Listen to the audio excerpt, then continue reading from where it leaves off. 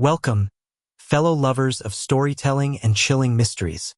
Before we delve into the dark corners of the human psyche and the shocking events that might keep you awake tonight, I have a small proposition.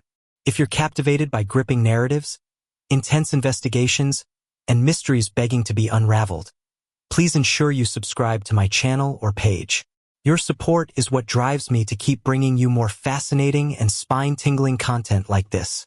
Now, dim the lights, prepare your mind, and join me as we step into the fictional story of one of the most haunting serial killers in American history. The tale of the Midnight Weaver. The city of Viridian always pulsed with a restless energy. A sprawling metropolis on the U.S. East Coast, it was a tapestry woven from gleaming skyscrapers and forgotten alleys, bustling financial districts and quiet, tree-lined suburbs. Its people, a dizzying mosaic of ambition and anonymity, usually only paused for the transient spectacle of celebrity gossip or a fleeting political scandal. But on a crisp October morning, Viridian awoke to a silence that was far more profound, a chill that seeped deeper than the autumn air. It began with the discovery of Evelyn Reed. Evelyn, a promising young architect whose designs had recently graced the cover of a national magazine, was found in a small, meticulously maintained public park near the financial district. She wasn't hidden. She was displayed. Her body lay peacefully on a marble bench, her eyes closed as if in serene slumber. Her hands were gently clasped over her chest, holding a single, jet-black feather, long, slender, and unervingly perfect. There was no blood, no visible wounds, no sign of a struggle. The only hint of the horror beneath the placid surface was the subtle blue tinge to her lips and fingertips, the telltale sign of asphyxiation. The medical examiner would later confirm it was an impossibly clean, precise suffocation, leaving almost no trace of external force. Detective Elijah Vance, a man whose face was etched with the weariness of 2 decades spent navigating the city's underbelly, arrived on the scene with his partner, the sharp, analytical Lena Hansen. Vance, nearing 50, had seen it all. The brutal, the senseless, the meticulously planned. Yet, this scene unsettled him in a way few others had. "Looks like she's waiting for a bus, doesn't it?" he muttered, his voice a low rumble, as he surveyed the tableau. Hansen, younger and with a mind like a steel trap, knelt cautiously near the body. Her gaze swept over Evelyn's immaculate designer clothes, the expensive watch still on her wrist, the undisturbed briefcase beside her feet. "Too peaceful, Elijah. Way too peaceful. This isn't a mugging gone wrong. This isn't a domestic dispute. This is a statement." She pointed to the feather. "And this is the period at the end of it." The park, usually a haven for early morning joggers and dog walkers, was a cacophony of flashing lights and hushed urgency. Forensics teams moved with ghost-like efficiency, cataloging every leaf, every blade of grass. But the crime scene was frustratingly sterile. No fingerprints, no DNA, no discarded weapon, no footprints other than the victim's own perfectly polished shoes leading to the bench. It was as if Evelyn Reed had simply materialized there, or perhaps been placed with a level of care bordering on reverence. Vance paced the perimeter, his eyes scanning the surrounding buildings. High-rise offices, luxury apartments, hundreds, possibly thousands, of windows looking down. Yet no one had seen anything, or no one was admitting to it. "What kind of monster does this, Lena?" Hansen stood, running a hand through her short, practical hair. "A meticulous one, a bold one, someone who wants to be seen, but not caught. This feather feels almost like a signature, like a calling card." The initial news report hit Viridian like a tremor. "Prominent architect found dead in City Park, police suspect foul play." By noon, the tremor had escalated to an earthquake.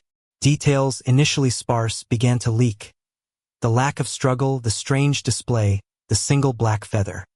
The term "the feather killer" began to circulate on social media, quickly evolving into something more chilling: the Midnight Weaver.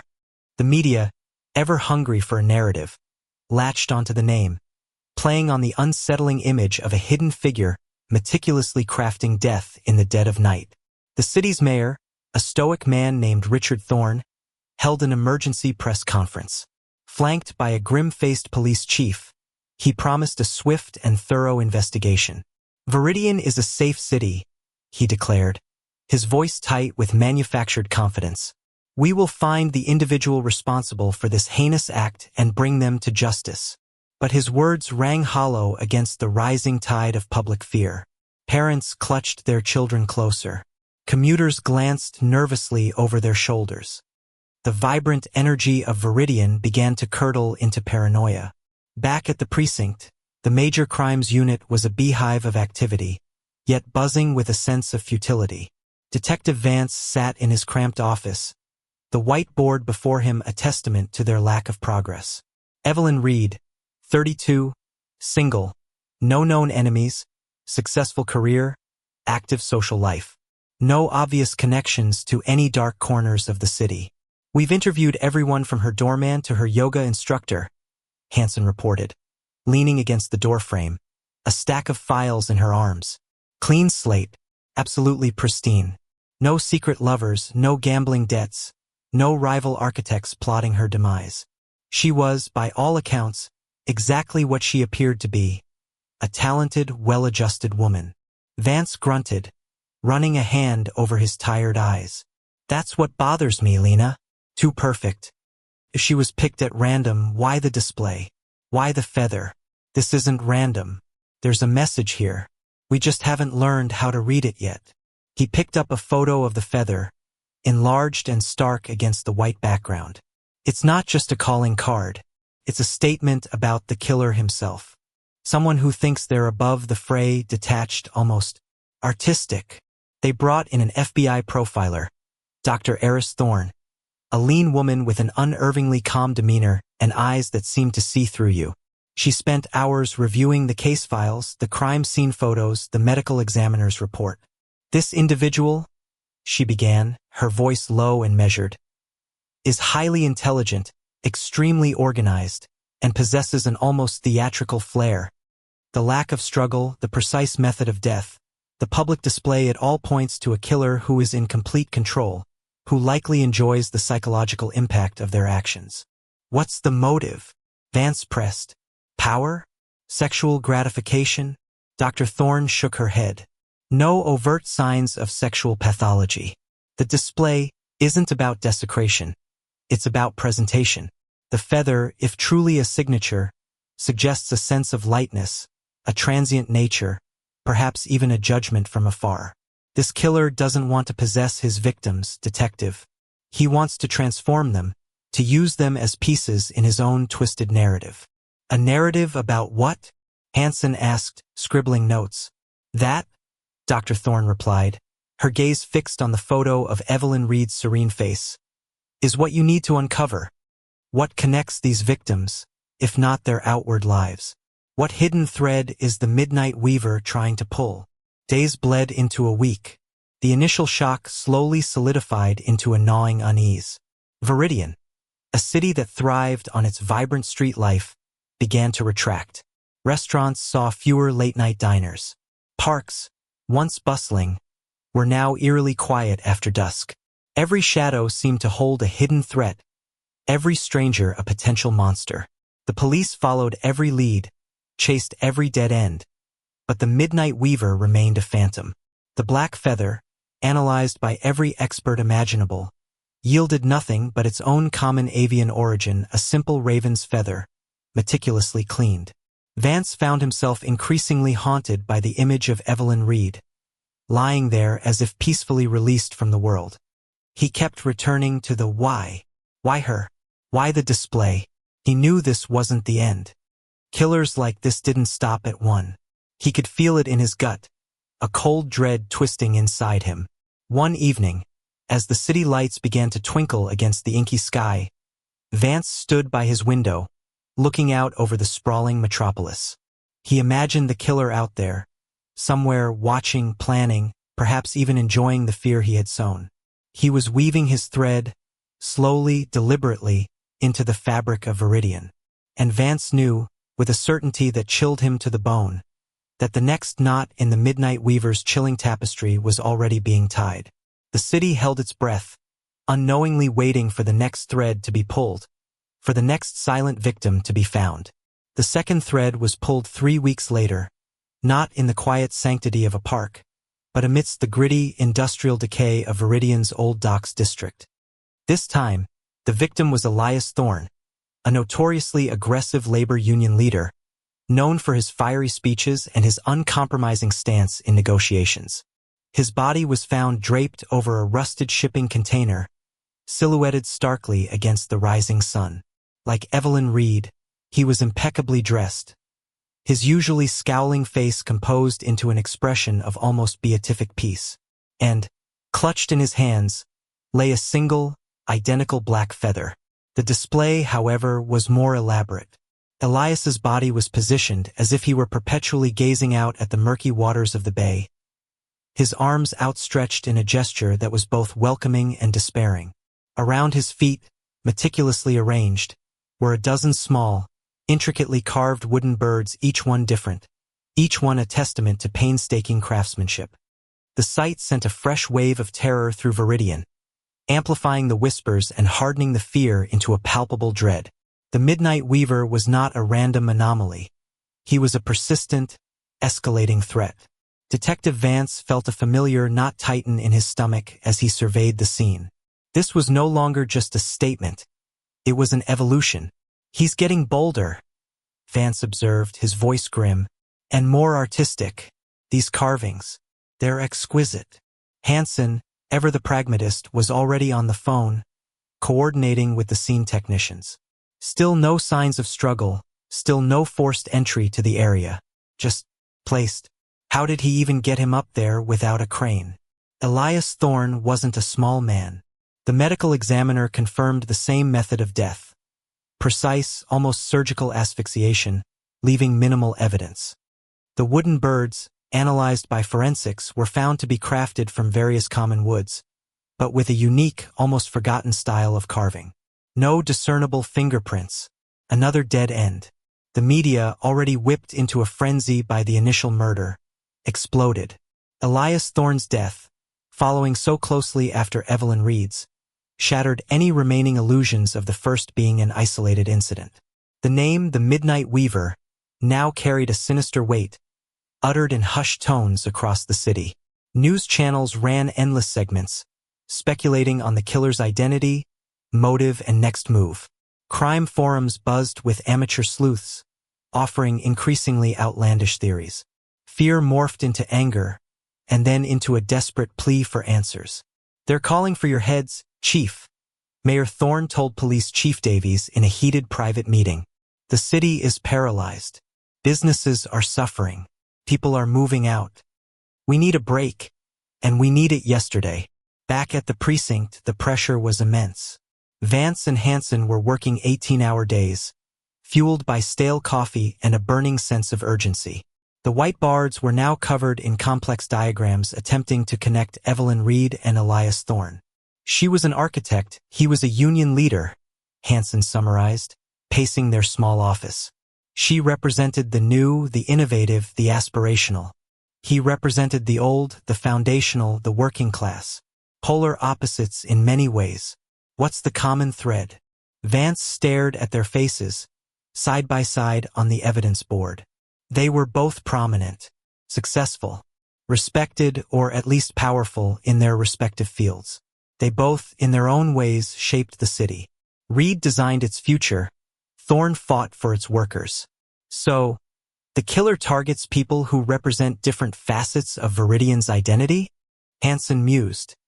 Or people who embody success in different forms? Dr. Eris Thorne was called back in. Her assessment was even more chilling. This killer views himself as a sculptor or perhaps a weaver, as the media has so aptly named him. He's not just killing, he's curating. Each victim is a thread in his design. The wooden birds at the second scene are significant. They're a nod to craftsmanship, a deliberate choice. He's revealing more of himself, slowly, tauntingly. But what's the message? Vance pressed. What is he trying to say with these threads? He's making a statement about the city itself, Dr. Thorne replied, her gaze distant. About its values, its aspirations, perhaps even its perceived flaws. He sees himself as a judge, perhaps even a purifier. The black feather, the symbol of a bird, but also a dark, unsettling omen. He operates from above, like a bird of prey, observing, then striking with deadly precision. Hansen, meanwhile, had been drowning in data. She cross-referenced every detail, every minute aspect of both victims' lives. I'm looking for anything, however insignificant.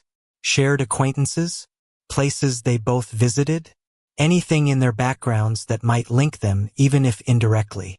Days of sifting through digital footprints, security footage, and financial records yielded nothing concrete. Their paths had never crossed, not even remotely. Then, a small detail from Elias Thorne's autopsy report caught her eye. Among the myriad forensic notes, there was a mention of a peculiar residue found on the wooden birds. A fine, almost invisible dust of a specific type of wood stain, extremely rare and primarily used by highly specialized artisans. "Elijah!" she called out, her voice sharp with a flicker of excitement. "Look at this. This stain. It's not off the shelf. It's custom, or at least very niche." Vance walked over, rubbing his chin. "What are you thinking?" "The wooden birds aren't just symbolic," Hansen explained. "They're a clue to his craft. This specific stain. It's used by only a handful of traditional woodcarvers, mostly those specializing in restoration or highly bespoke pieces. It's almost an heirloom product, passed down through generations of guilds." This was the first tangible lead. Hansen immediately began cross-referencing woodworking guilds, artisan collectives, and historical preservation societies in the greater Viridian area and surrounding states. It was a painstaking task, narrowing down hundreds of potential candidates to a precious few who might use such a specialized product. Meanwhile, the city continued its descent into fear.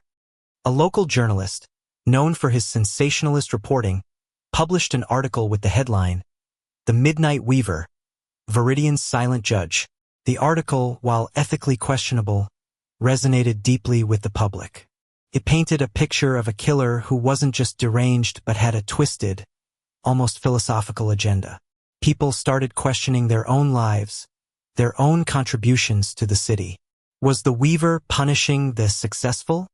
Or was there a deeper, more insidious criteria? Vance, however, was focused on the stain. "This is it, Lena. This is the thread we can follow. This isn't random. The killer has a connection to this skill, this artistry. He's leaving us breadcrumbs, daring us to find them." As Hansen delved into the world of obscure woodcraft, a different kind of darkness began to settle over Viridian. Curfews were informally observed. Streetlights seemed dimmer. The usual chatter and laughter of the evening streets were replaced by an unsettling hush. People began to see the city itself differently, not as a beacon of opportunity, but as a stage for a terrifying, unseen drama. Miles away, in a secluded workshop tucked away in a forgotten corner of the city, a man with meticulous hands was finishing another small wooden bird, its features delicate and precise.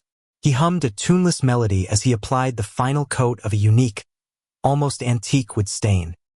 He gazed at his creation, a faint, almost imperceptible smile playing on his lips. The city below him, a sprawling canvas of light and shadow, was ripe for another stroke. He had observed, he had chosen, he had woven two threads. Soon it would be time for the third. He was not just killing. He was crafting a narrative, piece by silent piece, a story of judgment for a city that had forgotten its true nature. The Midnight Weaver was far from finished, and Viridian, a city on the brink, braced itself for the next chilling installment of his macabre artistry. The third thread was pulled with audacious contempt, designed not just to terrorize, but to directly challenge the city's very authority. The victim was Senator Graham Sterling, a powerful national politician with deep roots in Viridian, known for his iron will and his often controversial policies. His body was found on the steps of Viridian City Hall, just before dawn, in a display that surpassed the previous two in its chilling theatricality. Senator Sterling was seated upright on the highest step, his hands formally folded in his lap, a single black feather nestled between his fingers. But unlike the previous victims, he wasn't alone. Arranged meticulously around him, forming a grim semicircle, were 24 more wooden birds, each one distinct, each one gazing up at the serene face of the dead senator. And clutched in the senator's other hand was a small, rolled-up parchment. On it, scrawled in an elegant, almost calligraphic hand, was a single cryptic phrase. The broken tapestry weeps silent threads. The discovery ignited an unprecedented explosion of panic.